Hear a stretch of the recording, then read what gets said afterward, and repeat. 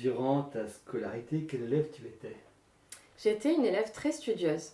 Donc, je faisais toutes mes bêtises à côté, mais par contre en classe, j'ai toujours bossé. J'ai toujours aimé l'école, j'adore apprendre et j'ai toujours adoré apprendre. Euh, bon, après à la fac, on a un peu moins envie de bosser, on a envie de sortir, mais ça n'empêche que j'ai fait voilà, ma scolarité comme je souhaitais la faire. J'ai fait des études d'anglais, après donc j'ai fait une licence d'anglais, après j'ai fait un master métier de l'enseignement et de la formation pour être professeur des écoles. Et là, on passe le concours et je suis face à mes plus grandes peurs, à ma peur de l'échec, à la peur de ne pas être assez forte, parce que j'ai beaucoup entendu que dans la famille, il n'y avait pas de prof et que c'était bizarre que je devienne prof, quoi. En gros, je vais le dire comme ça. Et donc, oui, j'ai manqué cruellement de confiance en moi. Et donc, j'ai passé ce concours de professeur des écoles que j'ai jamais eu. Parce qu'en fait, à l'oral, je m'en sors bien, ça passe. Et alors, à l'écrit, seule face à ma copie, plus de connexion, plus rien. Donc, j'ai continué à passer ce concours. Au bout d'un moment, j'ai vu que ça marchait pas. Et j'ai été appelée, j'ai eu la chance d'être appelée juste avant de passer ma soutenance de mémoire, donc en Master 2. J'ai été appelée par l'Éducation nationale pour commencer les remplacements en anglais, en collège. Et j'ai laissé tomber le concours et je suis partie professeure d'anglais contractuel. Et je l'ai fait pendant 10 ans. Voilà. Donc l'école est très importante pour moi, voilà, puisque je suis sortie de l'école, mine de rien, il n'y a pas si longtemps que ça. Alors, on va rester un petit peu à l'école parce que tu parles de ton expérience de prof d'anglais. Est-ce que tu veux nous parler de ces 10 ans de prof d'anglais? Oui. Donc prof d'anglais pendant 10 ans, ça a été... j'ai toujours voulu être enseignante, donc je pensais vraiment que c'était le métier de ma vie. Ma vocation, et je l'ai vécu comme ça pendant très longtemps, en fait, jusqu'à ce que je tombe malade et que je puisse plus. Et c'est en arrêtant, donc j'ai été quand même en congé longue maladie, et c'est en arrêtant, et en faisant ce travail sur moi, que je me suis rendu compte à quel point ce métier pouvait me stresser. Parce que comme j'étais contractuelle, je changeais d'établissement chaque année. Donc toute l'autorité qu'un prof peut avoir quand il est dans un établissement depuis plusieurs années, ça moi il fallait que je le refasse en fait chaque année. Par contre, j'ai eu des relations avec mes élèves incroyables. Incroyables. En fait, ce que je leur transmettais, je le garde aujourd'hui pour le transmettre à mes clients. Parce que j'ai besoin de cette relation de confiance, de cet échange, de cet humour. Ça a été très très précieux. J'ai encore des élèves qui me contactent, qui m'invitent à leur concert. Ça a été très très précieux, très riche, mais au final, avec le recul, j'ai du mal à rentrer dans le moule des profs aussi. Et avec le recul, j'aurais pas pu faire ça longtemps par rapport au stress parce que j'aurais jamais passé le concours. Du coup, j'ai tellement de mauvaises expériences avec ces concours que j'aurais pu, mais bon, après, c'est quitter son mari pendant un laps de temps et ses enfants, donc j'avais fait le choix de rester contractuelle. Donc ça m'a enrichi chaque année de nouvelles rencontres. J'ai eu plein d'amis et profs que je côtoie encore. Très enrichi. Je trouve que c'est un métier, être prof, dans lequel on a beaucoup de chance. Alors oui, c'est peut-être pas facile, mais je pense qu'il n'y a aucun métier facile. Je pense qu'on a beaucoup de chance, parce qu'on a cette liberté de pouvoir apporter l'information et apporter la compétence de la façon dont on le souhaite, cette liberté pédagogique qui est fabuleuse. Donc on n'est pas... Voilà, c'est pas ce moule, voilà, on doit... telle notion, on l'apprend de telle façon. Non, on est libre de choisir ce qu'on veut. On est avec de l'humain. Donc je pense qu'il est important d'avoir envie d'aller en classe le matin, envie de préparer ses cours, envie de chercher des approches ludiques, des approches qui leur parlent. Et j'ai entendu beaucoup d'enseignants se plaindre de la difficulté du métier, mais on a quand même assez de temps pour se reposer après et pour préparer nos cours et pour... Donc je me suis jamais... voilà, moi j'ai peut-être un côté rebelle, mais là il ressort pas du tout en fait. Voilà, je pense que quand on choisit un métier, on le choisit avec le cœur. Et que tant qu'il y a le cœur, il faut continuer à le faire. Mais le jour où il n'y a plus le cœur, il ne faut pas s'acharner. Surtout dans l'enseignement, on est avec de l'humain, on est avec des jeunes ados qui ont besoin qu'on les motive. Et sinon, on ne l'est plus. Je ne sais pas ce qu'on peut transmettre, mis à part nous mettre en souffrance et les mettre en souffrance. Parce que oui, on les a peut-être que 3 heures dans la semaine, je parle pour l'anglais. Mais en fait, il y en a plein qui diront on n'est que de passage, mais je pense qu'on peut avoir un impact hyper important. Et je l'ai toujours dit, le jour où j'y arrive plus, je m'acharne pas. Et j'ai eu de la chance que ça est arrivé assez tôt quand même, dans ma carrière, que j'avais l'âge quand même pour rebondir. Donc en fait, tout est arrivé au bon moment et je ne garde que les bons souvenirs. Alors, je pense qu'on peut faire ce métier en étant un peu différent, de toute façon. On n'est pas obligé d'être dans ce moule. Et puis, il y a plusieurs moules, de toute façon. Donc, il y a plusieurs façons de faire ce métier. Après, est-ce qu'il y a une date de péremption? Je pense que c'est propre à chacun.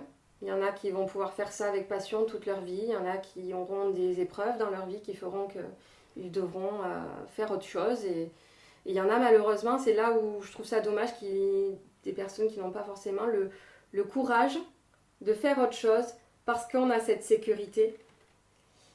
Et c'est là que je trouve ça dommage parce que faire ce métier que par rapport à la sécurité qu'il nous apporte, c'est là où c'est dommage. Parlons de ta reconversion maintenant. Alors, ma reconversion, la dernière année, j'étais à mi-temps, j'ai eu beaucoup de souffrance et j'ai eu malheureusement de mauvaises expériences par rapport aux élèves, pas tous, hein.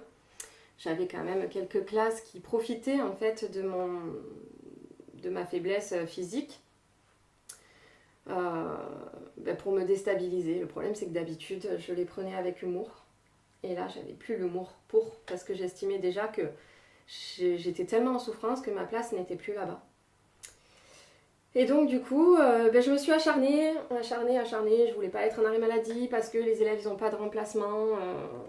Ils n'ont pas de remplaçant, ils n'ont personne. Donc, non, il faut y aller pour les élèves. Mais en même temps, je fournissais pas la même qualité que ce que je fournissais avant. Donc, en fait, c'est un deuil. C'est un deuil du métier passion que je pensais faire toute ma vie. Donc j'ai été en congé longue maladie, donc pour pouvoir me soigner avec tous les examens médicaux que j'avais à faire. Et je me suis formée moi-même au départ à la psychologie positive pour apprendre à gérer mes douleurs. Et là j'ai eu des rappels qui me sont arrivés.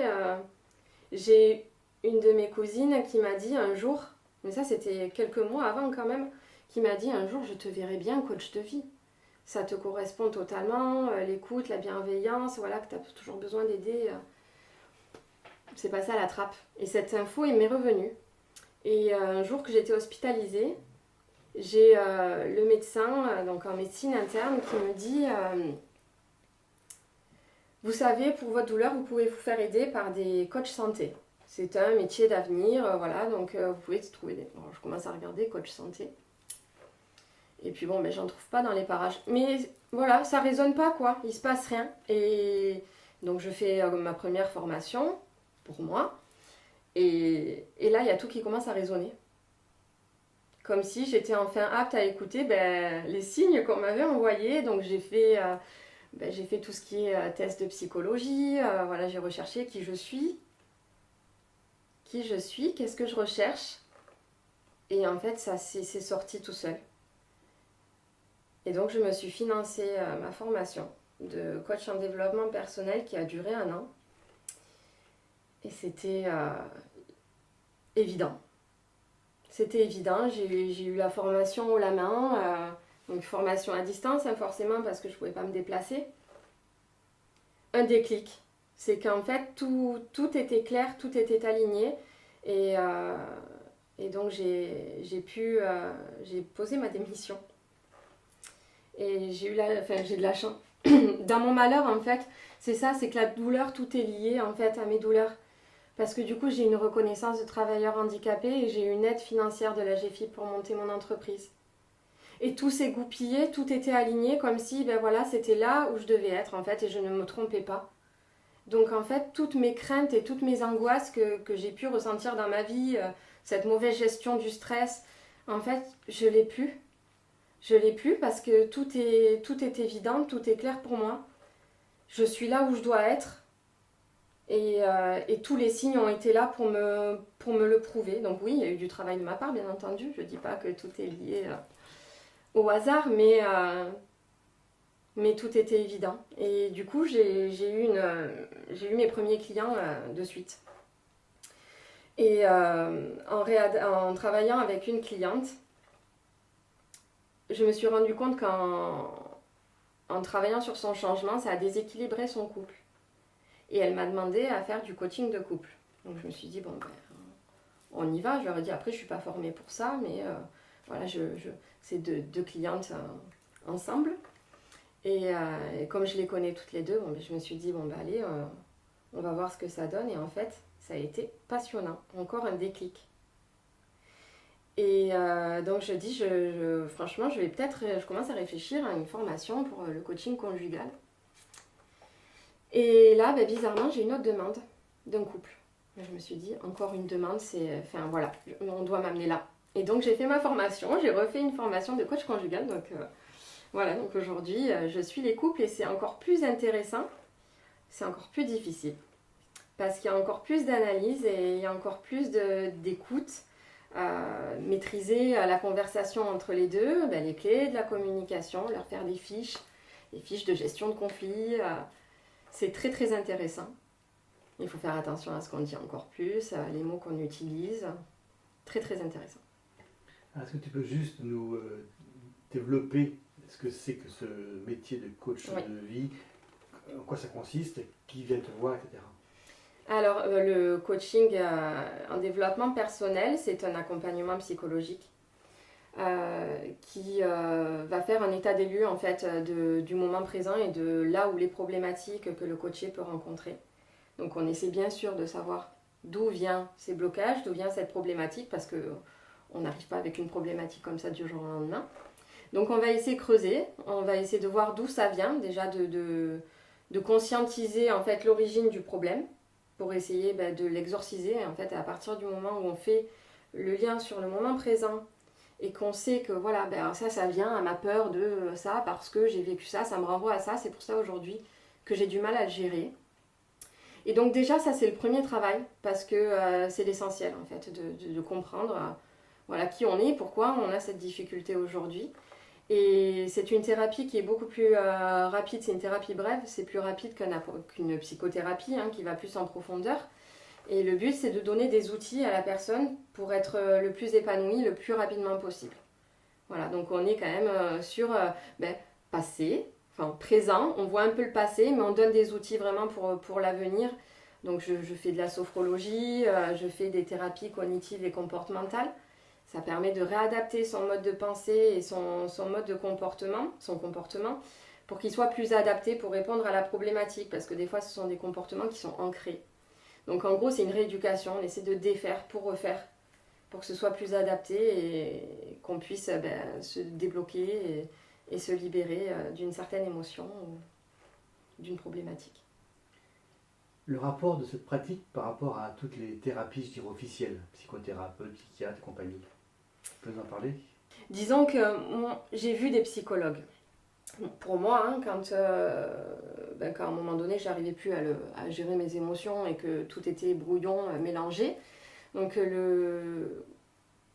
au niveau de l'accompagnement en psychologie, c'est très important quand on ne sait pas d'où ça vient, où sont nos problèmes. Donc là, c'est bien d'aller creuser dans son enfance. Je ne vais pas traiter, moi, le traumatisme. Par contre, prendre conscience du traumatisme et essayer de se réadapter son comportement et son mode de pensée pour essayer de le surmonter, oui. Mais je ne vais pas aller le creuser, le traumatisme. Je vais essayer d'en libérer la personne, mais des fois, ça peut ne pas être suffisant. Et du coup, la psychothérapie est là intéressante. Et là, je saurais orienter mes coachés vers un psychologue ou une psychothérapeute parce que je vois que les blocages sont trop profonds. Donc, par exemple, le psychologue ne donnera pas systématiquement d'outils au quotidien pour ben, pour aller mieux. Voilà. Donc moi j'essaie de ne pas multiplier non plus les outils parce que je veux pas me dire je suis pas capable de tout faire et je veux pas être capable de tout faire. Par contre, ben, j'ai des partenariats et je propose du coaching sur mesure où les clients peuvent, en fonction de leur sensibilité, choisir d'autres accompagnants et ça vient en fait englober le coaching. Donc j'ai une aromathérapeute, j'ai une maître Reiki, j'ai une art thérapeute, j'ai une conseillère en images, j'ai une photographe et tout ça, ça répond à des problématiques et je pense que l'union fait la force. Et en fonction des sensibilités de la personne, voilà, soit les personnes peuvent être plus spirituelles et ça va être plus sur l'énergie, le magnétisme, ou alors plus terre à terre, ou vraiment où là c'est l'image qui est important pour la personne à travailler. Dans ce cas-là, il y aura le conseil en image et le photographe. Donc en fait c'est riche. C'est très intéressant parce qu'il y a plein de possibilités et autant qu'il y a de coachs ou de thérapeutes, il y a de façons d'aider les gens. Et est-ce que tu sais pourquoi les gens viennent plutôt voir un coach de vie plutôt qu'un psychothérapeute? Alors ce qui est dommage, c'est que c'est pas encore assez connu. Parce que ben voilà, quand on dit on a besoin d'être aidé, on va se lancer par quelque chose qui est plus officiel, hein, bien sûr, le psychologue ou la psychothérapie. Aujourd'hui, ça commence à venir les demandes pour le coach de vie parce que le cadre il est plus souple aussi. Moi, je sais que je tutoie mes clients, j'ai besoin de cet échange, de cette confiance. Voilà, ils sont reçus chez moi, dans mon bureau, ils ont le petit café, voilà, le petit gâteau. Ça fait partie en fait du moment et je sais qu'ils sont, quand ils viennent, voilà, ils viennent pas reculons, ils n'ont pas de crainte parce qu'en fait c'est un échange et je leur parle de moi aussi. Quand ça fait écho, je leur dis et je leur montre aussi qu'on peut y arriver parce que moi aussi j'ai traversé des choses, on a tous traversé des choses et on a tous les capacités en fait de surmonter tout ça. On les a tous ces capacités. Et en fait, il suffit juste des fois, hop, avec une petite phrase, une petite question, et il y a une petite graine qui est plantée, et la fois d'après, quand je revois la personne, alors j'ai pensé à ça, et en fait, c'était moi. C'était ma petite graine. Et ce qui est fabuleux, c'est qu'ils ne le voient pas que c'est ma petite graine. C'est qu'ils ça vienne, en fait, ils pensent qu'ils ont trouvé l'outil, mais j'ai juste planté ma petite graine. Après, ils s'en servent, c'est eux, voilà. Mais c'est fabuleux. C'est fabuleux. Et le regard de de la médecine officielle, on va dire, sur toutes ces pratiques qui sont relativement nouvelles, tu la connais un petit peu, de la relation entre vos deux façons de pratiquer? Oui, alors moi j'en ai beaucoup parlé, hein, mon généraliste qui était mon médecin de la douleur aussi, qui est algologue. Donc, et puis j'ai une particularité, c'est que j'ai aussi un forfait, un accompagnement pour la gestion de la douleur. Parce que psychologiquement, il y a des choses à faire, comme je l'ai dit tout à l'heure. Et il y a des réticences, parce que c'est pas assez connu. Par contre, c'est parce qu'on n'a pas de formation d'État en fait. C'est qu'il n'y a pas une formation RNCP ou une formation d'État qui dit bon ben voilà, non, il n'y a pas. Donc, il y a coach et coach. Il y a ceux qui ont fait des formations voilà, bien poussées en psychologie, qui sont intéressés, qui ont fait le travail sur soi. Et sinon, on peut trouver effectivement des formations qui ne soient pas professionnalisantes, on va dire. Tu as eu d'autres activités professionnelles autres que l'enseignement et cette nouvelle activité? J'ai démarré l'enseignement, j'avais 21 ans, donc je finissais à peine mes études. J'étais encore en Master 2 du coup quand j'ai commencé. J'ai eu un petit boulot quand j'étais jeune, pas pour financer mes études, mais voilà, parce que j'ai rencontré mon mari, j'étais jeune aussi. Donc c'était au départ saisonnier, puis après j'ai signé, donc j'ai commencé à la fin du bac. Je travaillais dans une croissanterie. Voilà, donc je faisais le service, je faisais les sandwichs le matin, voilà. Et puis après, j'ai arrêté parce qu'il fallait que je me concentre à mon concours. Voilà, mais bon, c'est vrai que ça apprend des choses aussi. On va devoir donc rester sur les deux métiers principaux, c'est-à-dire celui que tu as exercé pendant 10 ans et celui que tu exerces maintenant. Qu'est-ce que ces métiers t'apportent ou t'ont apporté? Alors, ces métiers m'ont permis de... on est toujours dans le relationnel. On est toujours dans la pédagogie, dans ces deux métiers. Donc, comment transmettre un message de la bonne façon pour que ce soit bien entendu, bien compris. On en revient à ça. On en revient aussi à l'aide parce que je pense avoir aidé certains élèves quand je les sentais en souffrance. Et là, je voyais la limite de l'enseignement. Là je ressentais de la frustration parce que je vois un élève en souffrance, j'ai besoin de faire plus. Mais je peux pas. Donc j'essaie de déléguer, mais je sais pas ce qui se passe après. Et ça me manquait. Donc j'étais toujours à l'écoute. Voilà, forcément, les élèves à la fin du cours qui viennent discuter. Voilà, ce que ça m'apporte, c'est l'humain. C'est l'humain, c'est être meilleur pour les autres et savoir accueillir ce que les autres peuvent nous donner. Est-ce qu'il y aura un retour un jour à l'enseignement, d'une façon ou d'une autre? Je ne pense pas qu'il y ait un retour à l'enseignement. Je crois que je suis passée à autre chose. Et je crois que je suis tellement là où je devais être, seulement je ne pouvais pas l'être avant, parce que j'avais quand même ce chemin à faire. J'aurais pas pu être coach à 20 ans, hein, ça c'est clair. Donc non, je pense que j'ai été prof pendant 10 ans, c'est exactement ce qu'il fallait. Et je suis coach aujourd'hui et c'est ce qu'il faut.